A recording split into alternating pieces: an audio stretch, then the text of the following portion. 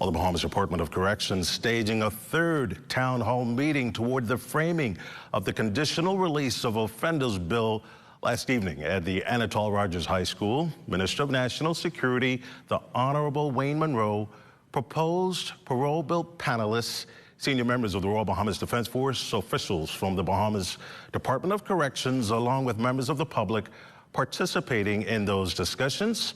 Apart from reiterating the intent to amend the terms of parole and the practice of reducing up to 1/3 of those charged with serious offenses, the question and answer segment ushered in a number of questions. This is a very important bill, and I have some things that I actually like in this bill. However, I think that one of the issues that must be addressed is we need to define a life sentence. Requires the individual to have a job. Will this be the responsibility of the parolee, or is the board that's going to be formed going to seek out jobs for the parolees?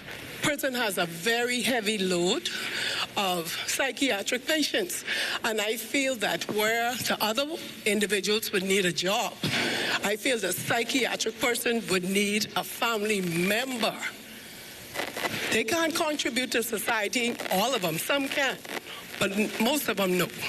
But if we could get a family member by way of this bill to take responsibility for that person and their medical attention, it would be an easement on the government. The Minister of National Security had this response to concerns raised.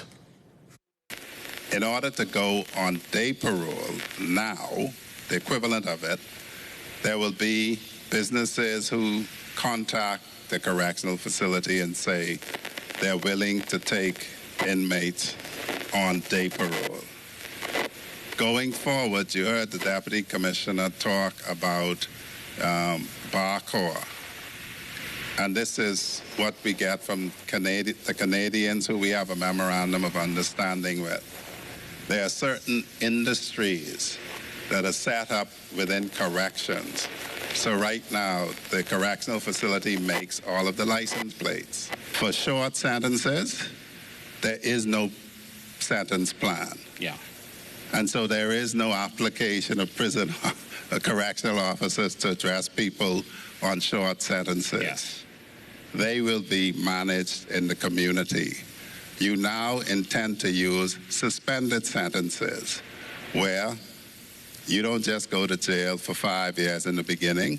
We sentence it to you and we tell you if you behave for 3 years, you ain't gonna go. Now, the expectation is that unless somebody has a burning desire to go to jail, they can behave for 3 years.